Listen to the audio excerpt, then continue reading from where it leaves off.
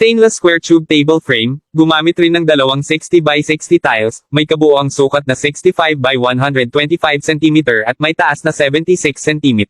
Pwede na rin itong 6-seaters dining table, kung di naman masyadong matataba ang miyembro ng pamilya. Meron naman nabibiling buong tiles na ang sukat ay 60 by 120, puro plain nga lang ang design na available, kaya ang binili nung nagpagawa ay dalawang 60 by 60, dahil yan ang gusto niyang wood tiles design. Tubular na ang sukat ay 1 and 1/2 by 1 and 1/2 ginawa kung paanyan, ang frame ay may sukat na 1 by 1 lang, para di naman masyado magastos. Ang pinagpapatungan ng tiles ay may sukat na 1/2 by 1, 3 o 4 stainless steel, lahat yan na ang kapal ay 1.5 mm, umabot din sa 3.5 gastos sa materyales niyan. Lahat ng mga sulok na pinagweldingan kailangan linisin mabuti, para di masyado lumitaw ang dugtungan niyan. Nung matapos na magbapping, mga pagpapatungan ng tiles nilagyan ko na rin ng pandikit na Pioneer epoxy para nakafix na ang tiles at di na umalog-alog pa. At hayan, pantay na pantay lang ang frame sa ibabaw ng tiles. Ang dugtungan sa gitna ng tiles at sa paikot na pagitan ng tiles at frame nilagyan ko na rin ng Pioneer epoxy para walang kasiwang-siwang.